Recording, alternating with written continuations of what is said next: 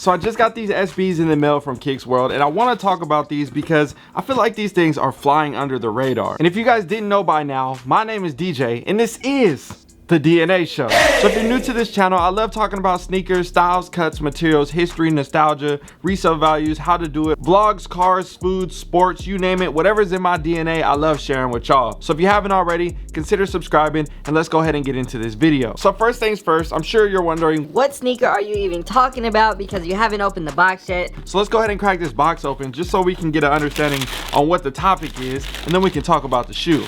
Right here, we have the Chlorophyll Nike SB Dunk Low. And like I said earlier, I picked these up from Kicks World, which we will talk about a little bit later in the video on what they are and what they do. But for now, we need to talk about the history of this shoe. We originally saw the famous tennis player John McEnroe wearing the prototype of the Nike Air Trainer 1 back in 1986. This sneaker then became a shoe that was very iconic. This sneaker was well known for training and exercising. The shoe that you saw McEnroe originally wearing was the OG Chlorophyll colorway. This has been a very iconic sneaker model in colorway for over 30 years now. So similar to the Air Max 1 or other iconic original models, this is definitely going to hold a strong name when you put this colorway on another sneaker. And that's what brings us to current time, when the Chlorophyll SB Dunk Low released last year. I definitely heard a lot of people talking about it, but at the same time, when the shoe came out, it was just kind of under the radar and wasn't going for too much money, and I felt like we didn't see that many sneaker shops even get the shoe. So before we talk about rarity and resale value and what people even think if the shoe is fire or trash, we got to break down the shoe and talk about the styles, cuts, and materials. So starting with the outsole, you have an all gray Nike SB Dunk outsole with a green Chlorophyll Nike SB logo on the center of the foot. Going to the upper, you're gonna have a mixture of materials when it comes to the perforated leather, the suede, or the mesh on the inside. Looking at the front end of the shoe, you have a black suede with a perforated toe cap right here in white. And going to the mid panel on the foot, you have a black suede swoosh and a perforated panel as well in white leather, but the perforations are separated a little bit more than you see on the toe, so there's definitely a lot less dots on the side. And up around the eyelets and then the back end of the shoe, you have a gray suede with a small hit of white leather here on the back end, another set of gray suede on the tab, and a green Nike branding embroidered in there. Looking at the tongue of the shoe, you have a white mesh Nike SB tongue with the fat tongue vibes, white laces, and a green Nike SB logo here on the tongue. On the inside of the tongue, you have a green chlorophyll vibe right here. It almost feels like a microfiber towel when it comes to the actual material on the back side of the tongue. And then you got your smooth white mesh right here on the inside of the sock liner with your all black Nike SB Zoom Air insole. So after looking at this shoe in hand and thinking that the retail on the sneaker was only $100,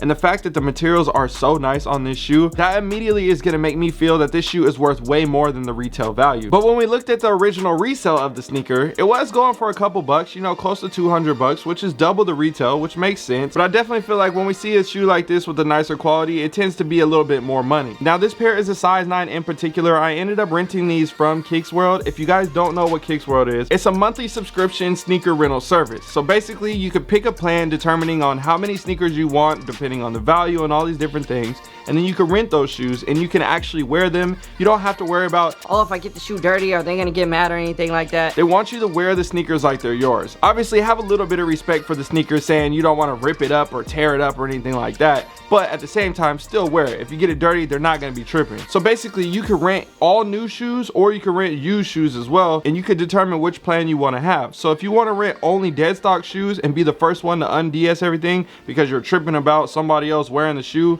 even though people wear shoes at bowling alleys and skating rinks and everything like that, and those are rentals, and there's been a lot more feet in those. Whole other thing, off topic. But anyways, if you want to be somebody to un-dead stock a new pair of shoes or 2 or 3 pairs of shoes every single month, they have a plan set for you as well on that. And another cool thing is we have a special discount for you when you use the discount code DNA Show. So make sure you use that at checkout. I'll have a link for you down below in the description and pinned in the comment section. I love it. I've been getting some cool shoes from there. I've been renting some stuff. I actually just got another shoe to make a review for y'all and showing y'all a new pickup because I actually purchased something from them as well, because you can actually buy the sneakers too, which is cool. They can sell it to you for the value and they can credit you and everything like that. It's pretty dope. You should check out the website. But anyways, back on topic, let's talk about what everybody else thinks about it and the resale value and everything like that. So when you look at the resale right now for a size 9, they're going for around 250 bucks. When you look at the resale for a size 13, which is my size, they're going for around 350 bucks. And we all know the struggle. If you have a bigger foot when it comes to Nike SBs, or honestly any other sneakers at this point, if you wear a size 13 or a 12 or a 14 or whatever it may be, if you got a bigger foot,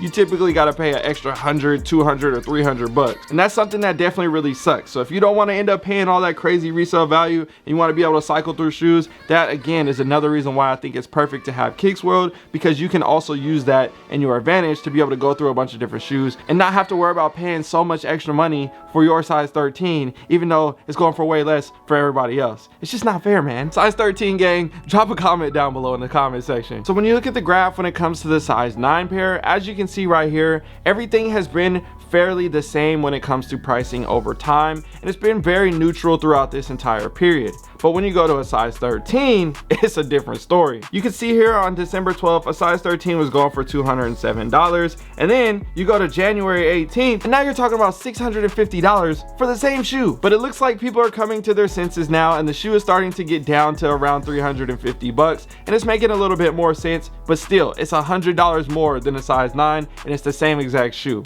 Crazy. Now, I personally think this shoe is extremely fire, and the reason why I say it's running under the radar is because I just don't see too many people with the shoe in hand or in their collections. I looked up on YouTube, there weren't even that many reviews of the shoe, so I figured, hey, I want to bring you guys a review. I want to see what the shoe looks like in person because I saw some photos online and I hadn't got a chance to see them in hand yet. These things look great, and this is definitely a shoe I would love to have in my collection if I could have got it for 100 bucks. Saying that now I'd have to pay 350, so I just went with the rental instead. So clearly you can see I like the shoe. I think it's fire. If I were to vote fire or trash, I would definitely pick fire, and I wanted to see what you guys think. So if you haven't already, make sure you follow me on IG so you can participate in the polls. I love to post ones on my story, get the results, and put them here on the channel. This is what the people said. 75% of the people chose fire and 25% of the people chose trash. So clearly right there, it seems like a lot of people do appreciate the shoe, but it's just very weird that I don't see it like around that often. Like typically when you see a shoe drop and you're like, okay, cool, you see everybody kind of getting their pairs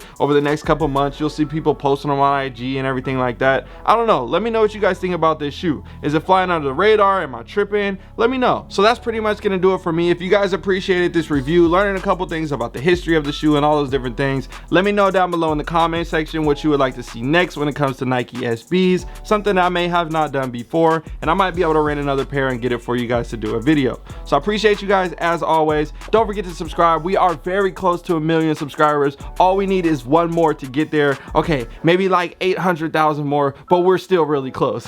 All right, you guys, I'm out. Yo, if you enjoyed this video and want to grow your collection or make extra money on the side, I built a VIP mastermind that will teach you everything that I've learned about growing my sneaker collection over the past 15 years. This will also give you access to the DNA fam in my VIP community where we talk about investing outside of sneakers. And don't worry, if you don't plan on joining the VIP community, it's okay. I also set up a private DNA fam community that gives you access to all the behind the scenes looks from the studio and multiple chances to win free sneakers and gear from weekly and monthly challenges. So all you need to do is click on the link down below in the description or the first link pinned in the comment section. That will get you set up and into the community. I'm excited to see you guys on the inside. What's good, y'all? So if you made it to the end of the video, comment down below what is your favorite Jordan model of all time. For me, it's easily the Jordan 4s.